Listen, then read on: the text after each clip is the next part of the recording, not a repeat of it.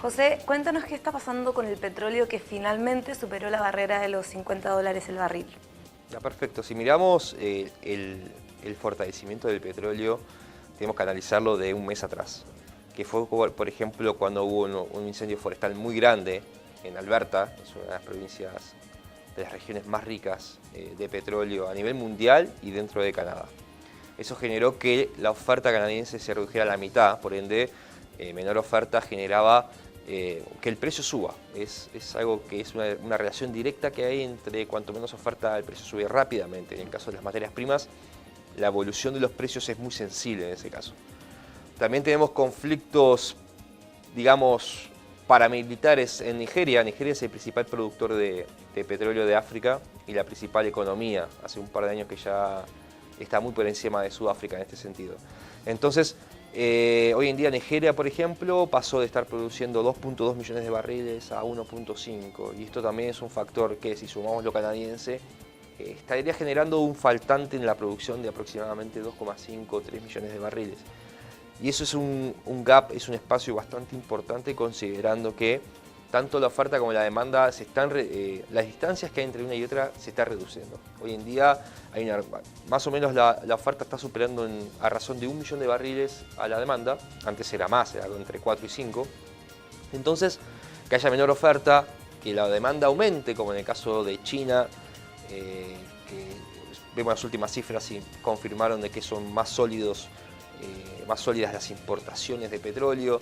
Si miramos también que hay una repentina compra por parte de Rusia también y algunos otros países, genera de que bueno, como hoy en día la oferta está estancada en un valor de 96 millones de barriles y la oferta está en aumento y la demanda está en aumento, eso genera que también sea un impulso bastante importante en los precios.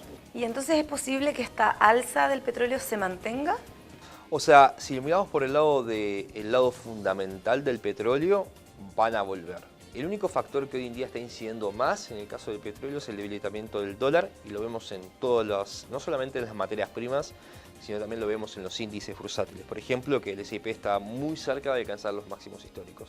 Y en esa línea, ¿cómo ves a los otros commodities? ¿Podríamos hablar de repente de un saneamiento?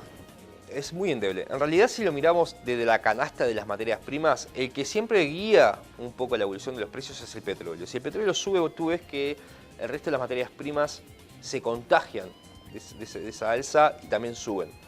Por un lado, si el petróleo sigue subiendo, las materias primas en general van a seguir subiendo. Por otro lado, si el dólar se sigue debilitando, si la Fed finalmente ahora en una semana no sube las tasas, el dólar se va a debilitar y eso va a dar más impulso aún todavía al alza de las materias primas. Entonces, ¿qué creemos nosotros?